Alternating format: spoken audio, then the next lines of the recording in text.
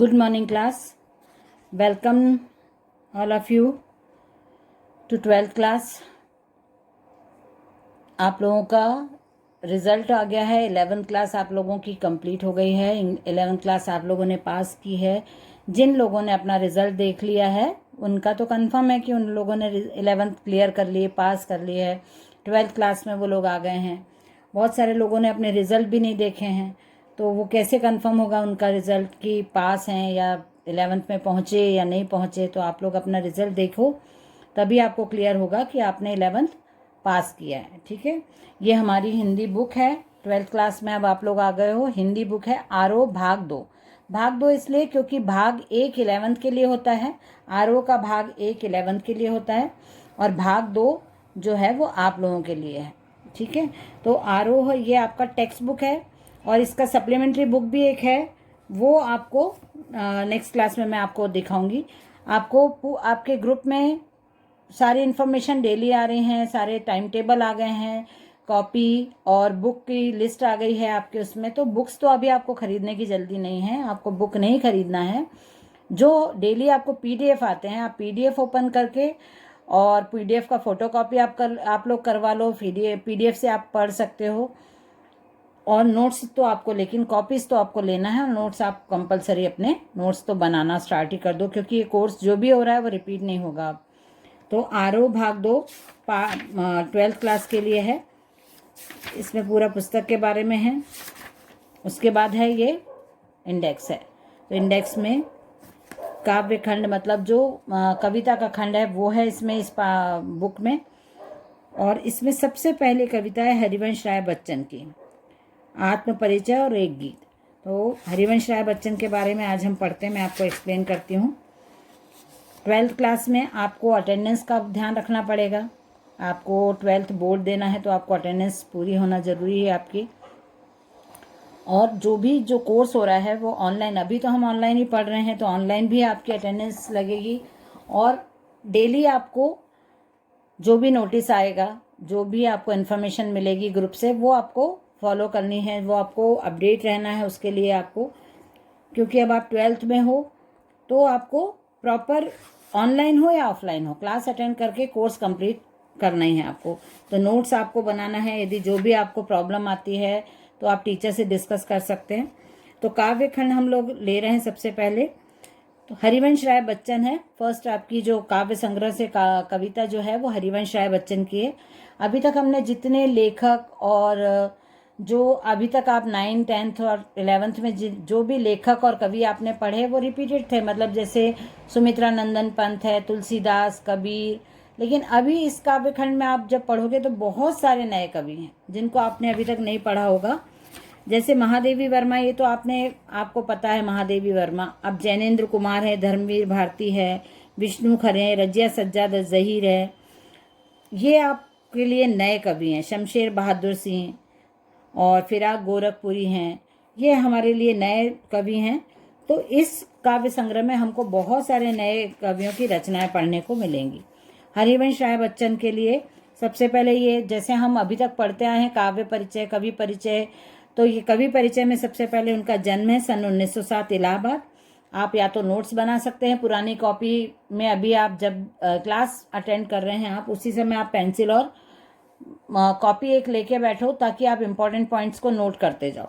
तो सबसे पहले हरिवंश राय बच्चन, आप आज की डेट में आप यदि नोट्स बनाना स्टार्ट कर रहे हैं तो आप सबसे पहले पाठ का नाम डालो। पाठ का नाम है कविता का नाम है आत्म परिचय। उसके बाद डेट डालिए वहाँ पे साइड में, और हरिवंश राय बच्चन, कविता के कवि हैं हरिवंश राय बच्चन। हरिवंश राय बच्चन जी के बारे में हम पढ़ेंगे। जन्म है सन 1907 इलाहाबाद। उनकी प्रमुख रचनाएं हैं मधुशाला, उसका समय भी दिया है उन्होंने यहाँ पे 1935, मधुबाला 1938, मधुकलश 1938, निशा निमंत्रण, एकांत संगीत, आकुल अंतर, मिलनयामिनी, सतरंगिणी, आरती और अंगारे, नए पुराने झरोके, टूटे फूटे कड़ियाँ, काव्य संग्रह हैं ये सब उनके। क्या भूलूं क्या याद करूं, नीड़ का निर्माण, फिर बसेरे से दूर, दशद्वार से सोपान तक, आत्मकथा 4 खंड है ये। हेमलेट, जनगीता, मैकबेथ, अनुवाद किया है किसी रचना का उन्होंने। प्रवासी की डायरी, तो ये डायरी लिखी है उन्होंने। उनका पूरा वाङ्मय बच्चन ग्रंथावली के नाम से 10 खंडों में प्रकाशित है। पूरा उन्होंने बच्चन ग्रंथावली के नाम से अपना परिचय पूरा आत्मकथा के रूप में उन्होंने लिखा है। और उनका निधन हुआ था सन 2003 मुंबई में। हरिवंश राय बच्चन जी को आप एक ही प्रकार से शायद पहचानते होंगे, क्योंकि वो अमिताभ बच्चन जी के पिताजी हैं। तो आपको यही पता होगा कि अमिताभ बच्चन जी के पिताजी का नाम हरिवंश राय बच्चन है, लेकिन हरिवंश राय बच्चन जी का अपना अलग स्वतंत्र व्यक्तित्व था। क्योंकि हम बहुत मतलब जिस समय में हम लोग हैं, और 1907 में उनका जन्म हुआ था, काफ़ी साल पहले की ये बात है, तो इसलिए हम लोगों को ज़्यादा नहीं पता। और हम सबसे बड़ी बात, हमने हरिवंश राय बच्चन के बारे में ज़्यादा पढ़ा नहीं है, इसलिए हमको पता नहीं है। वो बहुत विद्वान, बहुत फेमस कवि थे। मतलब वो इंडिया में, मतलब भारत में उनके काव्य को बहुत ज़्यादा महत्व दिया जाता है, और वो बहुत विद्वान कवि थे। पहले उनकी रचनाएं बहुत ज़्यादा कोर्स में आती थी। हमारे लिए ये पहला ही अवसर है जब हम हरिवंश राय बच्चन को अपने कोर्स में पढ़ रहे हैं, इसलिए आपको कवि परिचय पूरा ध्यान से पढ़ना चाहिए। आप लोगों के पास पीडीएफ है, आप पीडीएफ ओपन करो और फोटोकॉपी आप उसकी ले सकते हो, और पीडीएफ से भी आप पढ़ सकते हो। कवि परिचय आपको पूरा ठीक से पढ़ना है। 1942 से 1952 तक इलाहाबाद विश्वविद्यालय में प्राध्यापक, आकाशवाणी के साहित्यिक कार्यक्रम से संबद्ध, फिर विदेश मंत्रालय में हिंदी विशेषज्ञ रहे। उन्होंने क्या क्या काम करे, उनकी उपलब्धियां क्या थी, ये सब यहाँ पे दिया हुआ है। और मतलब वो पढ़ाते भी थे, आकाशवाणी के कार्यक्रमों से संलग्न भी रहे, विदेश मंत्रालय में हिंदी विशेषज्ञ रहे। दोनों महायुद्धों के बीच मध्य वर्ग के विशुद्ध विकल मन को बच्चन ने वाणी का वरदान दिया। उन्होंने छायावाद की लाक्षणिक वक्रता के बजाय सीधी सादी जीवंत भाषा और संवेदनशील गेय शैली में अपनी बात कही। गेय शैली मतलब गायन शैली। किसी भी रचना को गाकर प्रस्तुत करना, उसको गेय शैली बोला जाता है। व्यक्तिगत जीवन में घटी घटनाओं की सहज अनुभूति की ईमानदार अभिव्यक्ति बच्चन के यहाँ कविता बनकर प्रकट हुई। यह विशेषता हिंदी काव्य संसार में उनकी विलक्षण लोकप्रियता का मूल आधार है। पहले उस समय में जो पढ़ाई होती थी वो हिंदी मतलब आधार होता था। हिंदी मीडियम से पढ़ाई ज़्यादा होती थी, और हिंदी जो पढ़ी जाती थी वो विशिष्ट हिंदी होती थी। तो इसलिए जो कवि और जो लेखक और जो रचनाकार रहे हैं पहले के समय के, उनकी हिंदी बहुत साफ, स्पष्ट और विशिष्ट हिंदी होती थी। तो इसलिए वो जो भी रचना करते थे उस रचना की भी बहुत महत्ता होती थी, उस रचना को भी बहुत महत्व दिया जाता था। और हिंदी का प्रयोग करके, तो यहाँ पे उन्होंने लिखा है कि जो लेखक और कवि होते हैं वो अपने भाव अभिव्यक्त करते हैं अपनी रचनाओं में, लेकिन भाव अभिव्यक्त करने का जो माध्यम होता था, जो शब्द होते थे, वो बहुत अच्छी हिंदी, मतलब विशिष्ट हिंदी से वो शब्द उपयोग किए जाते थे। और व्यक्तिगत जीवन में कोई चीज़ घटती है, क्योंकि जो भी कवि और लेखक जो लिखते हैं उसमें वो अपनी अनुभूति, अपनी अभिव्यक्ति और अपना अनुभव जरूर डालते हैं कि उनके साथ क्या हुआ। तो ऐसे ही यहाँ हरिवंश राय बच्चन जी के बारे में लिखी कि उन्होंने जो भी अनुभूति की उसका ईमानदारी से अपनी रचनाओं में वर्णन किया है। मध्ययुगीन फारसी के कवि उमर खयाम का मस्तानापन हरिवंश राय बच्चन की प्रारंभिक कविताओं, विशेषकर मधुशाला में एक अद्भुत अर्थ विस्तार पाता है। जीवन एक तरह का मधु कलश है, दुनिया मधुशाला है, कल्पना साकी और कविता वह प्याला जिसमें ढालकर जीवन पाठक को पिलाया जाता है। कविता का एक घूंट जीवन का एक घूंट है। पूरी तन्मयता से जीवन का घूंट भरे, कड़वा खट्टा भी सहज भाव से स्वीकार करें तो अंततः एक। नेक्स्ट पेज पे हम जा रहे हैं। सूफियाना सी बेख्याली मन पर छाएगी, एक के बहाने सारी दुनिया से इश्क हो जाएगा। ये सब उन्होंने अपने अनुभव लिखे हैं यहाँ पे, और काव्य के बारे में उन्होंने यहाँ पे विस्तार से बताया है। यहाँ उनकी कविता आत्म परिचय तथा गीत संग्रह निशा निमंत्रण का एक गीत दिया है। एक गीत संग्रह है निशा निमंत्रण, उसका एक गीत हम पढ़ेंगे यहाँ पे अपने कोर्स में, और एक कविता है आत्म परिचय। अपने को जानना दुनिया को जानने से ज्यादा कठिन है। समाज से व्यक्ति का नाता खट्टा मीठा तो होता ही है, जगजीवन से पूरी तरह निरपेक्ष रहना संभव नहीं। ये कविता का यहाँ पे सारांश दिया हुआ है। कविता में क्या है ये यहाँ पे उन्होंने बताया है। अब मैं आपको कविता यहाँ पे बताती हूँ। आत्म परिचय, पेज नंबर 5 या 4 है। आत्म परिचय। मैं जग जीवन का भार लिए फिरता हूँ, फिर भी जीवन में प्यार लिए फिरता हूँ।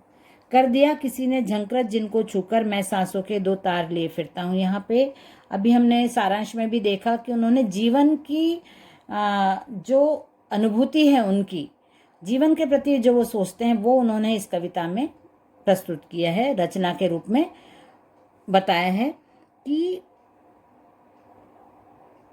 अपने आप को जानना दुनिया को जानने से ज़्यादा कठिन है। उनके अनुसार कि जब वो मनुष्य रूप में उन्होंने जन्म लिया है, तो क्योंकि एक मनुष्य एक सामाजिक प्राणी है, ये सब जानते हैं कि मनुष्य समाज के बिना नहीं रह सकता है, मनुष्य को समाज के साथ। तो उन्होंने अपने बारे में लिखा है। कोई भी कवि होगा या लेखक होगा, वो अपनी अनुभूति, अपने भाव, अपने मनोभाव, अपना दुख दर्द सब अपनी रचनाओं में डालने का प्रयास करते हैं। तो यहाँ पे उनने अपने मनोभाव लिखे हैं, हरिवंश राय बच्चन ने, कि जो भी इस संसार में आया है वो उसको सामाजिक रूप से समाज से जुड़ना ही पड़ता है, चाहे उसका मन हो नहीं हो, उसका समाज कितना भी खराब हो, लेकिन वो बिना समाज के अपना जीवन यापन नहीं कर सकता। मैं जग जीवन का भार लिए फिरता हूँ, फिर भी जीवन में प्यार लिए फिरता हूँ। मुझे मालूम है कि समाज मेरे लिए नहीं है, समाज में जो भी चलता है वो सर्वथा अनुचित है, अनुपयुक्त है, गलत है। कई बार उनको लगता है समाज में जो हो रहा है वो गलत है, लेकिन फिर भी क्योंकि वो एक सामाजिक प्राणी है, समाज के बिना वो नहीं रह सकते, इसलिए वो जैसा चल रहा है वैसा चलते जाते हैं और जीवन को आगे बढ़ाते जाते हैं। क्योंकि फिर भी मैं जीवन में प्यार लिए फिरता हूँ, क्योंकि मैं अपने आप से प्यार करता हूँ, मैं अपने जीवन को प्यार करता हूँ, मैं जीवन जीने के लिए प्यार करता हूँ, इसलिए मैं अपने जीवन को आगे बढ़ाते जाता हूँ। कर दिया किसी ने झंकृत जिनको छूकर, मैं सांसों के 2 तार लिए फिरता हूँ। उन्होंने बोला मैं जीवित सांसों के साथ हूँ, तो मैं अपनी सांसों के लिए सांसों के साथ मैं जिंदा हूँ, और अपने लिए ही, क्योंकि मैं अपने जीवन को जानना चाहता हूँ, अपने आप को जानना चाहता हूँ, इसलिए मैं अपनी सांसों को के साथ जीवन जी रहा हूँ। उनका मानना था ऐसा कि बहुत सारे अनुभव हमको अपने जीवन में आते हैं। हम अपने जीवन को यदि जान लें तो हम पूरे संसार को जान सकते हैं। आप क्या हो, आप क्यों हो, आप कैसे हो, ये सब चीज़ें जानना उनके लिए बहुत ज़रूरी था। और फिर भी क्योंकि वो एक सामाजिक प्राणी के रूप में संसार में आए हैं, एक कोई भी मनुष्य होता है वो एक सामाजिक प्राणी होता है, वो समाज के बिना अपना जीवन यापन, उससे कुछ लोग जुड़े होते हैं, कई चीज़ें ऐसी होती हैं जो उसके आवश्यकता की पूर्ति करना उसको ज़रूरी होता है, और इन सब चीज़ों के लिए समाज का होना बहुत ज़रूरी होता है। तो यदि समाज कोई भी है तो आपको उनके समाज के नियमों का पालन करना पड़ेगा, समाज में रहना पड़ेगा। तो इसलिए कवि ने बोला है कि मैं नहीं मानता हूँ समाज को, फिर भी मुझे जीवन को जानने के लिए, अपने आप को जानने के लिए ऐसे समाज के साथ रहना पड़ रहा है, और मैं अपने जीवन को आगे बढ़ाते जा रहा हूँ। मैं स्नेह सुरा का पान किया करता हूँ, मैं कभी न जग का ध्यान किया करता हूँ। जग पूछ रहा उनको जो जग की गाते, मैं अपने मन का गान किया करता हूँ। मैं अपने आप से प्यार करता हूँ, मैं अपने जीवन से प्यार करता हूँ, मैं अपनी सांसों से प्यार करता हूँ, और उन्हीं उसी आत्मीयता के साथ अपने जीवन में भी प्यार का रस लेते हुए या आत्मीयता को अपने आप को खुश करते हुए जीवन को आगे बढ़ाता हूँ। मैं कभी न जग का ध्यान किया करता हूँ। जग में क्या हो रहा है मैं कभी उसके बारे में नहीं सोचता कि संसार में क्या हो रहा है, लोग कैसे हैं, ये क्यों है, वो क्यों है, वो कैसा है, ये क्यों नहीं हुआ, वो होना था, ये सब मैं ध्यान नहीं देता। क्यों? क्योंकि मैं सिर्फ अपने आप को जानना चाहता हूँ। जग पूछ रहा उनको जो जग की गाते। पूरे संसार में भी यही चलन है कि जो समाज के ठेकेदार लोग हैं या जो समाज निर्माण करने की बात करते हैं, जिन्होंने समाज को अपने हाथ में ले लिया है कि हम समाज के उद्धारक हैं, हम समाज को निर्माण करने वाले हैं, तो उन लोगों को जग में पूछा जाता है, क्योंकि वो अपने आप को ठेकेदार बताने लगे हैं समाज का, संसार का। ऐसा होना चाहिए, ऐसा नहीं है। जो बार बार इधर उधर की बातें जानना चाहते हैं, लोगों की कामों में टांग अड़ाते हैं, लोगों को सही गलत की पहचान बताते हैं, आप गलत हो मैं सही हूँ, ये सब जो लोग बताते हैं उन्हीं की पूछ परख ज़्यादा संसार में हो रही है, ऐसा कवि का मानना है। जग पूछ रहा उनको जो जग की गाते, मैं अपने मन का गान किया करता हूँ। लेकिन फिर भी मैं भी इस जगत में हूँ, लेकिन फिर भी मैं अपने ही मन की बात मानता हूँ, अपने ही मन का गान किया करता हूँ, मैं जग का गाना नहीं गाता। मैं जला हृदय में मैं निज उर के उद्गार लिए फिरता हूँ, मैं निज उर के उपहार लिए फिरता हूँ, है यह अपूर्ण संसार न मुझको भाता, मैं स्वप्नों का संसार लिए फिरता हूँ। वो बोल रहे हैं निज मतलब स्वयं का, उर मतलब हृदय, उद्गार मतलब जो भाव रहते हैं वो। मैं निज उर के उद्गार लिए फिरता हूँ, मतलब मैं अपने खुद के ही उद्गार अपने लिए उपयोग करता हूँ। मैं निज उर के उपहार लिए, मेरे हृदय में जो उद्गार है, मेरे हृदय के जो भाव हैं, वही मैं अपने लिए उपयोग करता हूँ और वही उन्हीं के साथ अपने जीवन को जीता हूँ। मैं अपने आप से खुश हूँ, मैं अपने आप को सुखी करना चाहता हूँ, अपने आप को समझना चाहता हूँ, तो मेरा हृदय मुझे जो उपहार देता है उन्हीं उपहारों के साथ मैं प्रसन्न हूँ। है यह अपूर्ण संसार न मुझको भाता, मैं स्वप्नों का संसार लिए फिरता हूँ। जो भी संसार में चल रहा है उसके बावजूद भी ये संसार मुझे अपूर्ण लगता है, संसार मुझे पूर्ण नहीं लगता और मैं स्वप्नों के संसार में जीता हूँ। मेरे अनुसार जो संसार है वो ऐसा नहीं होना चाहिए, फिर भी मैं संसार को सुधारने की कोशिश नहीं कर रहा हूँ, क्योंकि मैं अपने आप को जानता हूँ, अपने आप को सुधारता हूँ, अपने आप को तराशता हूँ और ऐसे ही स्वप्नों के संसार के साथ मैं अपने जीवन को जी रहा हूँ। मैं जला हृदय में अग्नि दहा करता हूँ, सुख दुख दोनों में मग्न रहा करता हूँ। जग भव सागर तलने को नाव बनाए, मैं भव मौजों पर मस्त बहा करता हूँ। यहाँ पे कवि बोल रहे हैं मैं अपने हृदय में अग्नि जलाता हूँ, मैं बाहर के दुर्गुणों का नाश करना, बाहर के लोगों को सही रास्ता दिखाना, बाहर जो कुरीतियां हैं उनके लिए उनको आग में भस्म करना, ये सब नहीं करता। मैं अपने हृदय में आग जलाता हूँ, ज्ञान का प्रकाश जलाता हूँ, अपने हृदय को, अपने मन मस्तिष्क को गलत चीज़ों को जलाकर और अच्छी चीज़ों को एक दीपक की तरह प्रज्वलित करता हूँ अपने मन मस्तिष्क में और जो बुराइयां हैं उनका दहन करता हूँ। सुख दुख दोनों में मग्न रहा करता हूँ, मतलब कैसी भी परिस्थिति हो मैं हर परिस्थिति में अपने आप को व्यस्त रखता हूँ, मग्न रखता हूँ, उसमें लिप्त रहता हूँ। दुख हो सुख हो एक ही तरह का भाव रखता हूँ, जिससे मुझे दुख में भी ज़्यादा कष्ट नहीं होता और सुख में मैं किसी से घमंड नहीं करता, ईर्ष्या नहीं करता, कुछ गलत भाव मेरे मन में नहीं आते हैं। जग भव सागर तलने को नाव बनाए, मैं भव मौजों पर मस्त बहा करता हूँ।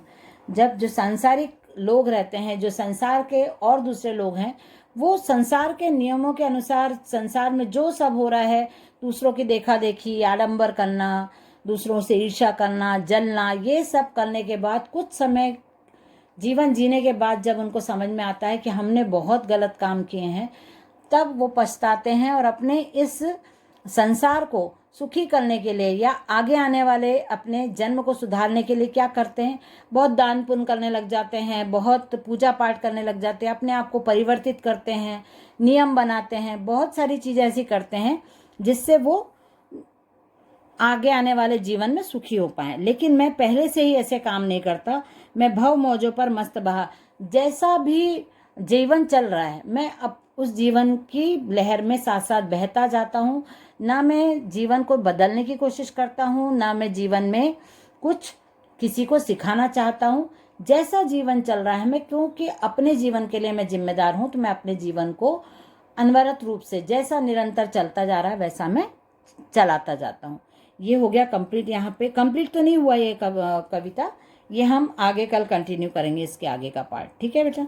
और आपको जो भी वर्ड इसमें, ये आपको अब होमवर्क रहेगा कि आपको आज कवि परिचय कंप्लीट करना है रीड करके, आपका PDF ओपन करो, फोटोकॉपी करवाओ और इसको रीड करो। जो भी वर्ड, जो सेंटेंस आपको समझ में नहीं आ रहे हैं, उस कल आप क्लास में कंप्लीट मतलब पूछ के उसको क्लियर कर लेना। ओके बेटा, चलिए बाय एवरीवन।